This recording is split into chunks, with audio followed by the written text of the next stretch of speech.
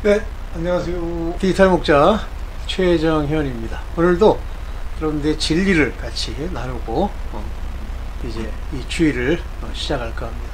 먼저 기도하고 시작하겠습니다. 하늘에 계신 나의 아버지, 감사합니다. 오늘 아버지, 율법과 생명의 성령의 법 사이에 아버지 주의 말씀하신 바 아버지 그 귀한 말씀을 아버지 마음에 새기게 도와주옵소서. 아버지 바울이 로마에 있는 아버지 디아스포라 유대인과 로마에 있는 아버지 이방의 사람들에게 바로 이 말씀, 즉 율법으로부터 자유하라는 말씀을 주고 있고, 그 율법은 우리가 매여 있으면 그로 말미암아 아버지 죄를 범할 수밖에 없게 하는 아버지 사망의 종노릇, 곧 우리를 그 아래로 팔아 아버지 사망 아래로 가두오는 육체의 정욕에 그 모든 것을 이용하는 사단의 괴계를 알게 하는 귀한 말씀이오니 깨닫게 하여 주옵소서. 오늘 아버지 짧게 주일의 말씀을 나눌 때 아버지 그들의 마음 가운데 우리 하나님의 깊은 뜻을 알게 하는 시간 되게 하여 주시옵소서.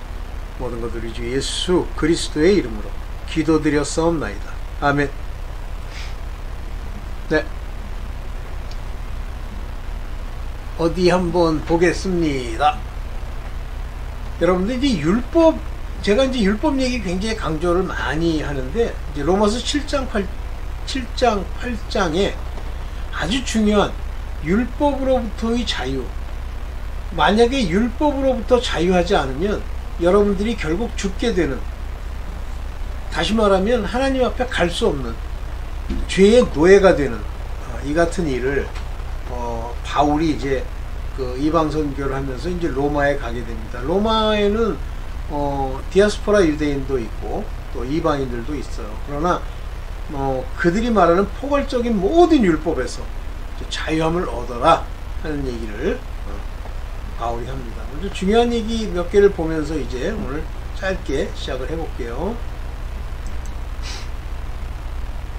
네, 뭐죠? 아우 죄송합니다. 제대로 안. 네, 보겠습니다. 네, 자 율법 얘기를 하면서요. 바울이 율법 얘기를 하면서 여기 이 얘기를 해요. 로마서 7장 1절에 형제들아, 내가 법 아는 자들에게 말하노니. 로마는 뭐 법치주의라고 해야 돼요. 그래서 그 법에 대해서 법 아는 자들에게 말하는데, 너희가 율법에, 여기서 이제 말은 율법이라고 하지만 여기 보면 노모스라는 단어를 씁니다. 이 노모스라는 단어는 뭐 율법으로 이제 해석을 하고 있지만 실제는 법이에요. 노모스, 어떤 법.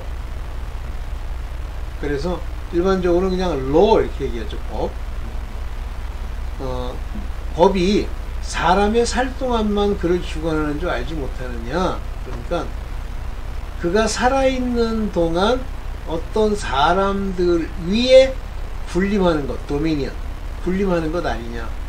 즉 만약에 어떤 사람이 죽었어. 자, 중요한 얘기인데요. 내가 죽었어. 내가 죽으면 내가 죽는 순간부터 한국 법은 내게 이제 영향을 못 미치죠. 잠깐만, 이걸 내리려고. 네. 네. 제가, 예.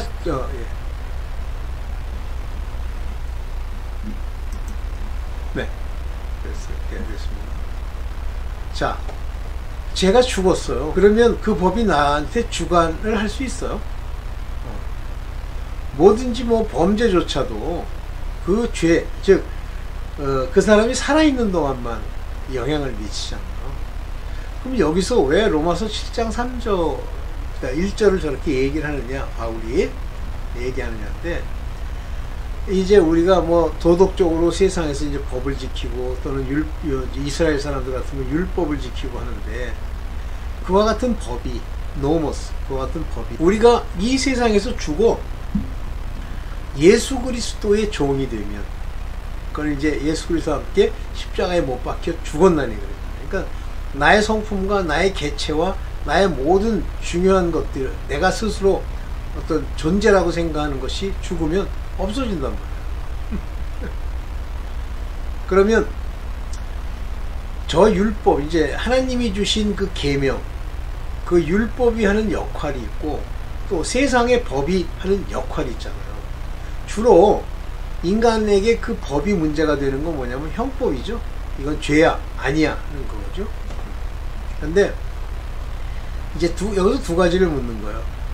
너 율법에 대해서 죽었어? 율법이 너에 대해서 죽었어? 이렇게 묻는 거죠. 그랬더니 이제 7장 2절에 뭐라고 하냐면, 남편이 있는 여인이, 이제 여인 얘기를 합니다. 갑자기 2절에 남편이 있는 여인. 여기서 이제 이 법과 남편을 비교하는 거예요. 뭐 그때 시대가 이제 남편이 가장으로서 뭐 일종의 집안의 모든 그 규칙과 룰, 뭐 그 삶의 방향 이런 걸 정하는 게 남자다 이제 이렇게 보고, 남편 있는 여인이 그러면 누가 더 위에 있어요? 남자가 위에 있고 여자가 그 아래에 있잖아요. 그런데 그 남편 생전에는, 남편이 살아있는 동안에는 여기 보면 법으로 그에게 매인받으었다. 그러니까 너는 세상 법으로도 그 밑에 매여 있어. 남편에게 매여 있어. 너희가 특별히 뭐 이혼하겠다고 뭐 하고 난리치지 않는 한은 그에게 매인받으에. 그러나 만일 그 남편이 죽었어. 그러면 남편의 법에서 벗어났느니라. 그래서 중요한 얘기를 하는 거예요. 굉장히 중요한 얘기를 하는데, 이 여자라고 하는 것이 땅에서 난 사람들을 얘기해요. 땅에서 나는 사람들. 즉 땅에서 나는 사람들 얘기할 때 여인의 후손, 여자의 후손 이 얘기를 쓰죠.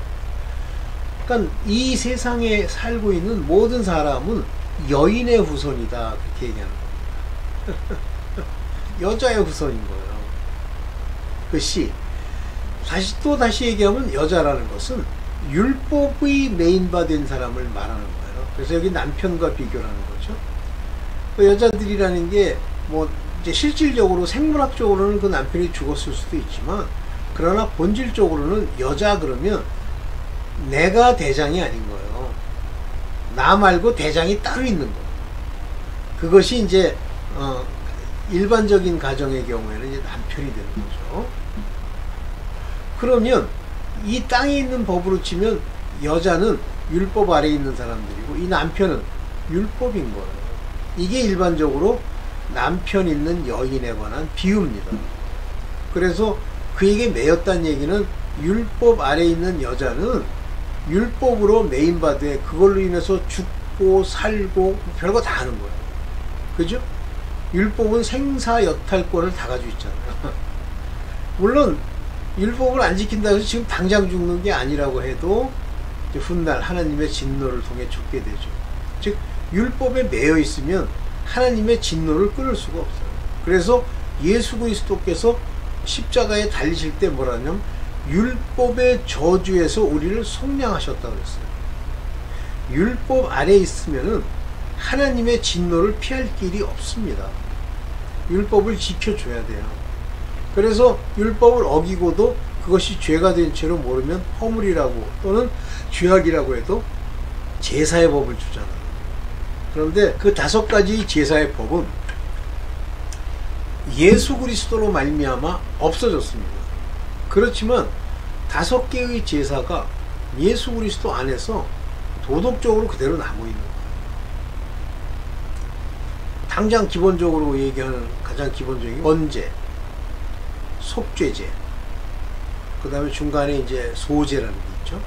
그래서 번제, 소제, 그 다음에 속죄제, 그 다음에 뭐가 있죠? 화목제, 그리고 속건제가 있죠.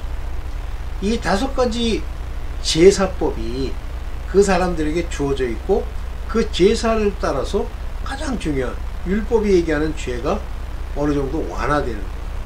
그렇지만 그것은 세상의 물과 같아서 계속 뭐 하셔야 돼요. 또 하고 또 하고 또 해야 돼요. 여기서 이제 그 얘기를 하는 겁니다. 그에게 매인받으여 만일 남편이 죽으면 법에서 벗어난다 그러죠. 그러면 남편이 죽었다는 얘기인데 율법이 죽었다?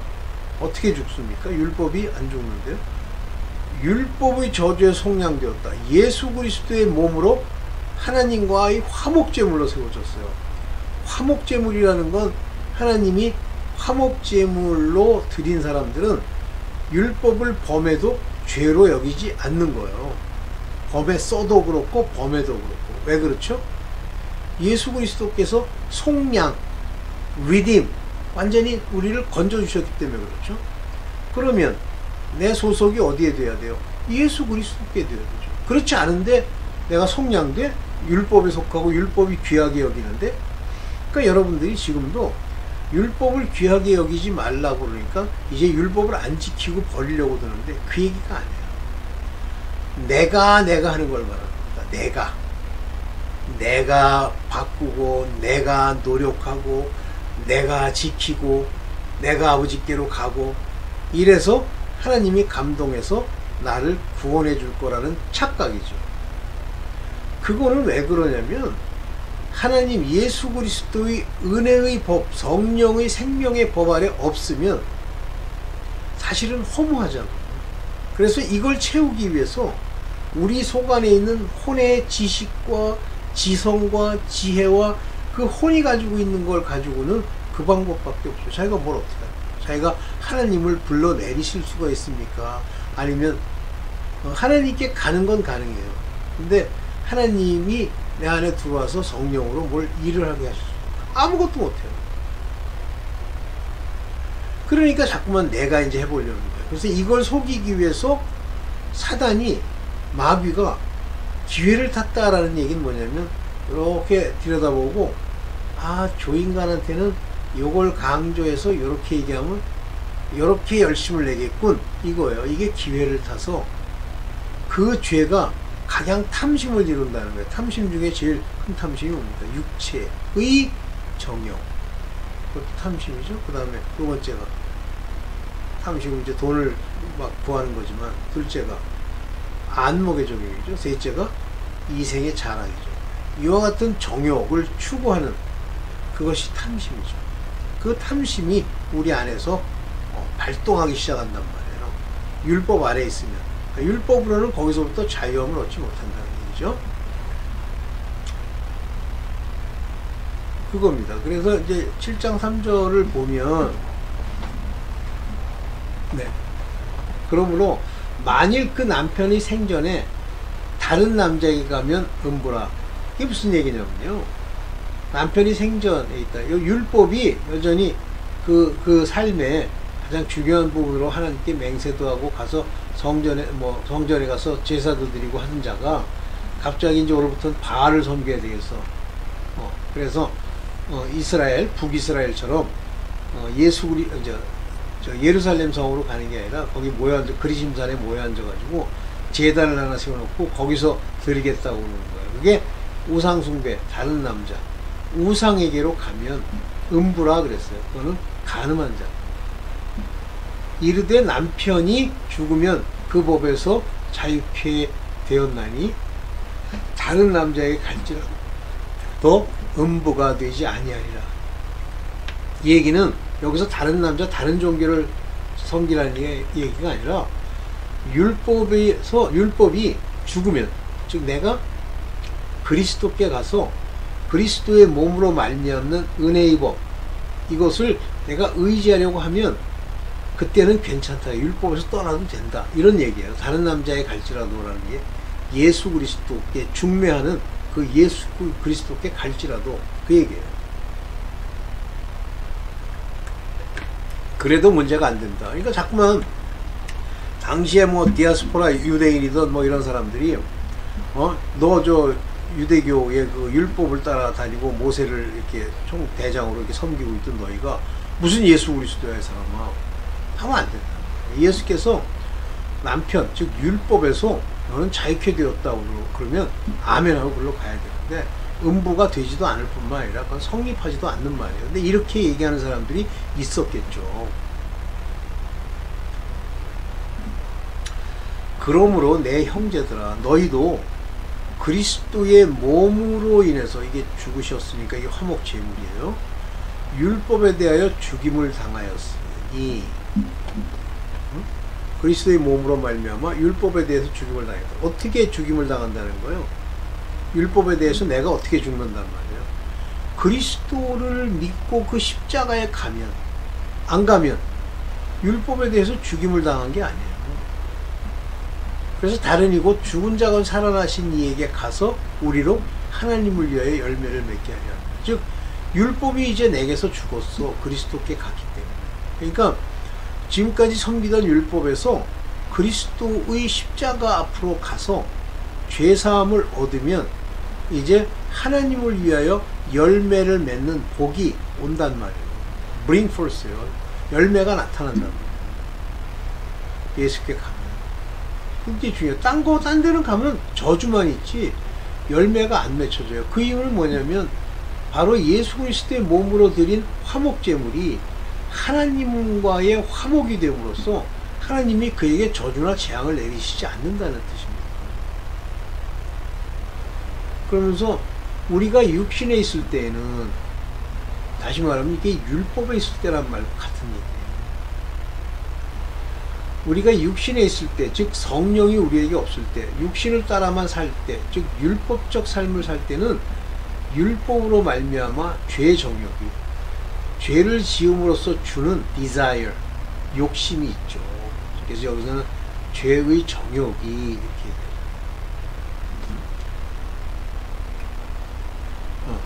그 정욕이 우리 지체 중의 역사예요. 우리 몸의 역사에서, 우리 몸에서 일을 해갖고 우리로 사망을 위하여 열매 맺게 했다. 우리로 사망을 위하여. 다시 말하면 죄의 정욕이 우리 지체로 무슨 일을 하게 하면 그 사망이란 놈이 우리의 왕 노릇하면서 그 사망을 위한 열매, 곧 죽음이라고 하는 열매를 맺게 하는 거거든요. 근데 우리가 육신에 있을 때에는 그러면 예수 그리스도께로 가면 육신에 있을 때가 아닌 거죠. 그러니까 지금까지 육신에 있을 때 율법으로 인해서 이런 죄들을 마구 져서 이제 죄인이 되었는데, 죄가 더 죄가 되고 죄인이 되었는데, 이 육신이 죽으면 이렇게 됐었는데, 이거 죽으면 우리는 이제 율법의 저주, 이와 같은 사망을 위해 열매 맺는 이런 것으로부터 자유한다, 그런 얘기예요. 우리가 얽매였던 것에 대하여 죽었으므로, 얽매였다는 게 뭐 율법을 지켜야 되고 뭐가 어떻고 뭐 바리새인이 와서 뭐 율법에서 벗어났으니, 여기가 율법은 어떤 일을 한다는 얘기예요? 얽매임을 준다는 얘기죠. 그러니까 왜냐하면 율법은 육체에 준 거기 때문에 육체가 이러이러한 일을 하라고 강제하는 계명이에요. 그러면 육체에 대해서 얽매였다는 얘기는 율법에 속해 있는 한은 그 일을 해야 되는 거예요. 지금 교회들이요, 뭐 성가대를 해라, 봉사를 해라, 뭘 어떻게 해라, 이게 전부요 율법적 요구예요. 그게 전부 얽매이는 겁니다. 벗어났으니 이러므로 우리가 영의 새로운 것으로 섬길 것이요. 영, 이게 새로운 거예요. 뉴니스, 즉 성령으로 내 영이 새롭게 태어난 그 영의 새로운 것, 즉 이제 얽매였던 거나 육체의 요구가 아니라 영의 새로운 것, 영이 우리에게 주는 것으로 섬길 텐데, 그 전까지 가지고 있던 묵은 것들, 묵은 곡식은 다 버려야 돼요. 그래서 묵은 곡식을 다 버리고 새 것으로 먹기 시작한 게 믿음의 사람이 가나안 땅에 들어가서 첫 수확을 거두었을 때, 그때 핵곡식, 새 것으로 먹고 묵은 건 치우잖아요. 이 묵었다는 것이 바로 율법입니다. 의문에 묵은 것이라는 말이었습니다. 그러니까 여전히 여러분들이 뭐 도덕적이다, 지금까지 뭐 모태신앙이다, 뭐 어쩌다 저쩌다, 이거 다요 얽매였던 거고, 이 얽매였던 얘기는 전부 의문에 불과한 거예요. 사람의 생각, 사람이 만든 것에 불과한 거고,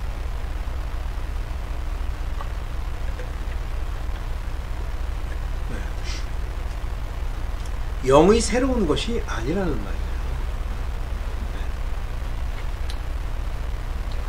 자, 7장 7절이에요. 7장 7절. 우리가 무슨 말을 해? 율법이 죄야? 근데 율법은 죄가 아니라. 율법으로는 죄를 깨닫게 하는 거예요. 무엇의 죄를? 육신의 죄를. 육체의 죄를. 그래서 우리가 영으로서 살아가면서도 이 죄를 지을 수 있는 요소가 육체에 있단 말이에요. 그 육체가 짓는 죄를 알게 하는 것이 율법이에요. 그래서 율법은 시시콜콜 굉장히 얽매여서 얘기를 하잖아요. 그래서 율법이 탐내지 말라 그러면 내가 탐내는 것 자체를 죄로 알으란 말이에요. 그래서 탐심을 알게 되었다 그런 얘기예요. 육체에 대해서. 그런데 이 죄가, 즉 율법을 어기는 그 죄가 기회를 타서 눈치를 살살 보고 율법을 지키라고 계명, 도덕적인 얘기를 주죠. 커맨먼트, 이거 해라 저거 해라. 그거를 이용해서 내 속에 각양 탐심을 이루었나니, 좀 지킨다 싶으면 잘난 척하고 그 사람에게서 높임받고 거기서 뭐 이득을 보고 자리를 차지하고 하는 이런 탐심을 이루었나니 법이 없으면 죄는 죽은 것입니다. 그런데 이게 탐심을 이루었는데 이 탐심이 바로 육신을 제어하는 율법으로 말미암아 알게 된 거예요. 그런데 실제 탐심을 탐하지 말라라고 하는 탐심을 얘기했는데 어떻게 범하느냐? 기회를 타서 눈치를 보고 그를 속이면서 살짝 바꾼 걸 얘기하는 거죠. 그래서 전에 법을 따졌지 못할 때는 뭐 얘기하는데 계명의 이름에 죄는 살아나고 나는 죽었도다. 그러니까 이 얘기는 육신이 이 죄를 범했다는 사실을 이 계명, 즉 율법으로 알게 됐다는 얘기거든요. 그런데 이렇게 영생에 이르라고, 생명에 이르라고 주시는 이 계명들이 실제는 이게 이제 요구예요. 이 계명의 요구가 바로 생명에 이르게 하는 의를 이루는 일이에요. 근데 도리어 사망에 이르는 것이 된 이유는 내게 육신에 속해 있는 사람이기 때문에, 영이 없기 때문에, 영의 새로운 것으로 섬길 수 없기 때문에 그런 현상이 일어나죠. 그래서 죄가 기회를 타가지고 계명을 통해서 결국 나를 속이고 살짝 속이는 거예요. 아, 이렇게 해도 돼. 네가 뭐 꼭 하나님께 뭐 이렇게 하는 거야. 네 모양만 보여줘도 돼. 아이, 네가 열심히 가서 맨날 흔드는데 뭐 잘못되는 게 있겠어? 아우, 너 매일같이 눈물 흘리고 그러대. 그 눈물 흘리는 것 그 자체가 하나님이 너와 함께 하기 때문에 그러는 거야. 다 속이는 거야. 영의 새로운 것이 아닌 모든 게 다 속이는 거야. 그것으로 나를 죽였는지라. 그래서 율법이 기회를 탔다는 얘기는 나를 속이는 행위를 하는 거예요. 여러분들, 실제 하나님이 나를 속이지 않고 내 안에서 생명의 성령의 법이 역사하면 말씀이 여러분 안에서 나와야 돼요. 근데 말씀도 제가 이렇게 각 이단에 있는 사람들을 보면 되도 않는 해석, 지 멋대로 해서, 지 생각대로 해서 이런 해석을 놓고 그걸 가지고 자기가 말씀을 안다고 생각해요. 그래서 그 와중에 그 말씀을 또 찍찍 들이대요. 그 뜻이 아닌데. 그에게는 이미 그가 얘기하는 말씀이 이 땅의 율법적 말씀 해석, 물이기 때문에 계속 목이 말라요. 그러니까 변화가 안 되는 거예요. 그러면서 이로보건대 율법도 거룩하고 계명도 거룩하고 의롭다. 그러면 율법이 가지고 있는 요구는 전혀 하자가 없는 거야.